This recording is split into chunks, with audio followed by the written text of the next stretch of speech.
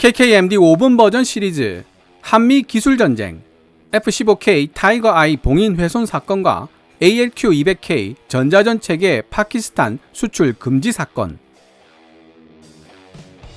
세계에서 전자전 체계를 생산해낼 수 있는 나라는 그다지 많지 않습니다.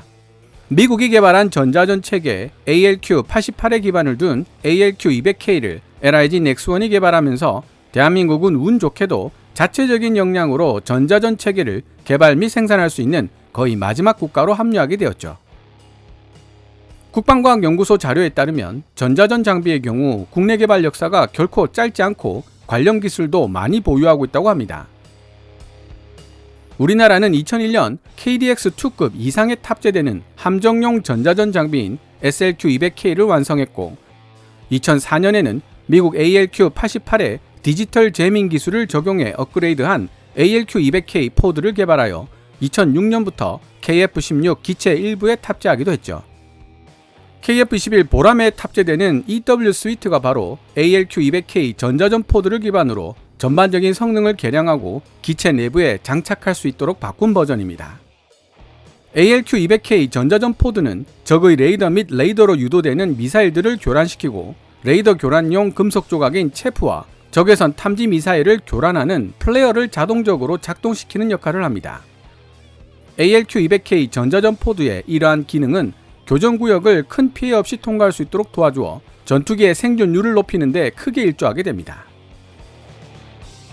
하지만 ALQ-200K 개발이 완료된 시점에서 한간에 잘 알려져 있지 않은 사건 하나가 일어납니다. 이 사건 이후에 꼬리를 물고 일어난 F-15K 타이거 아이 봉인 훼손 논란으로 인해 미국은 대한민국의 방위산업 전반에 대한 경계심을 높이게 되었고 방위산업과 관련된 기술 이전에 대해서도 더욱 보수적인 태도를 취하게 되는 계기가 되었다고 전문가들은 분석하고 있습니다. 도대체 ALQ-200K의 개발에 어떤 사건이 얽혀 있었던 것일까요? 먼저 관련된 외신 하나를 살펴보겠습니다. 미 국방 전문 매체 디펜스 인더스트리 데일리에 실렸던 기사 내용입니다. 2011년 11월 말 대한민국 정부가 F-15K에 설치되어 있는 로키드 마틴의 타이거 아이 적외선 탐색 및 추적 장비 센서를 허락 없이 무단으로 분해하여 조사했고 대한민국 방산무기 상당수가 복제된 기술을 포함하고 있다는 우려가 미국에서 제기되면서 대한민국을 대상으로 한 전략무기 수출이 잠정적으로 중단됐다고 현지 언론 한겨레가 보도했다. 보도에 따르면 수출이 중단된 전략무기에는 RQ-4B 글로벌 호크건도 포함되어 있다. 이러한 의혹은 한겨레가 유일하게 보도하고 있는 내용이지만 상당히 자세한 내용도 담겨 있다. 지난 8월 미국은 국무부 차관이 이끄는 조사단을 한국에 파견하여 그들이 허가 없이 타이거 아이를 분해했는지 여부에 대해 공공관계자들을 압박했으며 대한민국 공군은 타이거 아이의 봉인 장치는 설치될 당시 이미 손상되어 있었다고 대답했다. 한 소식통에 따르면 대한민국 정부가 불법적으로 이 장치를 검사했다는 주장에 대한 증거를 제시하라고 미국에 요구했으나 미국은 그렇게 하면 정보원이 드러날 수 있다며 증거를 제시하지는 않았다고 한다. 또한 대한민국이 자체 개발한 전자전 체계인 ALQ-200K를 파키스탄에 수출하는 방안을 추진하는 과정에서 미국은 파키스탄을 통해 ALQ-200K가 중국제 전투기에 설치될 수도 있다는 사실을 알게 되었고 이에 상당한 충격을 받은 것으로 알려지고 있다. 그 결과 ALQ-200K의 파키스탄 수출 계획은 결국 취소되고 말았다. 타이거 아이즈 의혹을 조사하던 수사팀이 미국으로 돌아온 뒤 미국 백악관과 의회에 수사 결과를 보고했고 이는 대한민국에 대한 전략무기 수출이 중단되는 결과를 낳았다. 그 대표적인 사례가 바로 미 의회가 대한민국에 대한 글로벌 호크 무인기 수출에 제동을 걸었던 사건이다.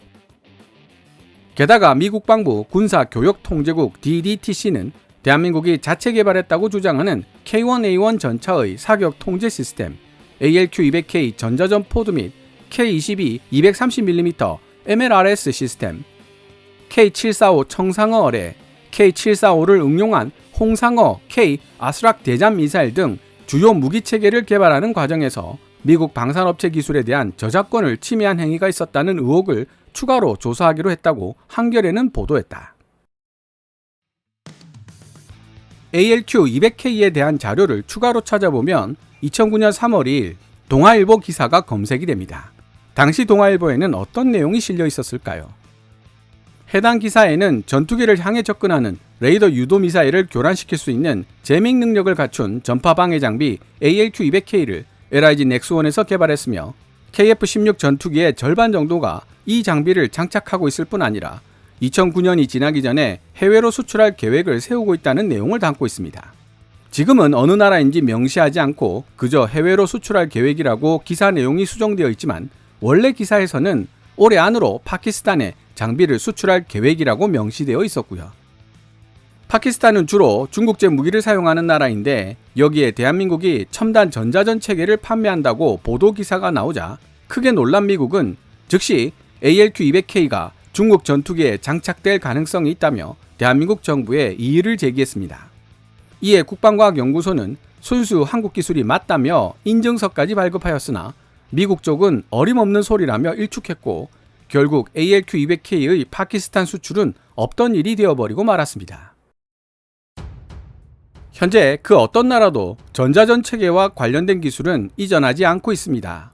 설사 해외에 전자전 체계를 팔게 되더라도 호주의 EA-18G 그라울러의 사례처럼 다운그레이드를 해서 판매를 하거나 블랙박스 처리를 해서 절대 뜯어보지 못하게 봉인을 해놓습니다. 대한민국은 미국과 기술 무단 도용 논란에 휩싸이기는 했지만 다행스럽게도 전자전 체계 기술 이전에 대한 안보 의식이 대대적으로 강화되기 직전에 핵심 기술을 확보할 수 있었습니다.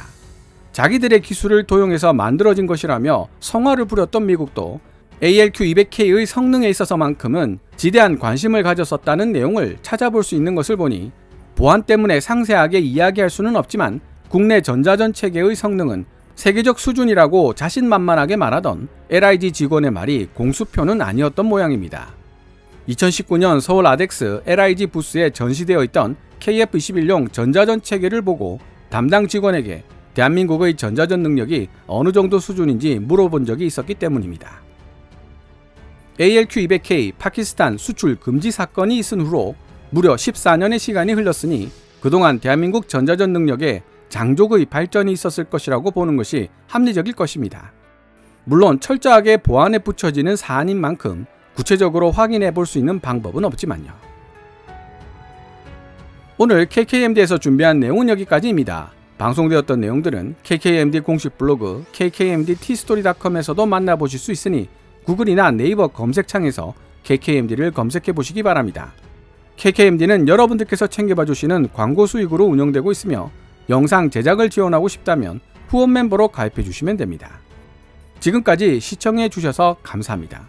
케빈즈 밀리터리 채널 KKMD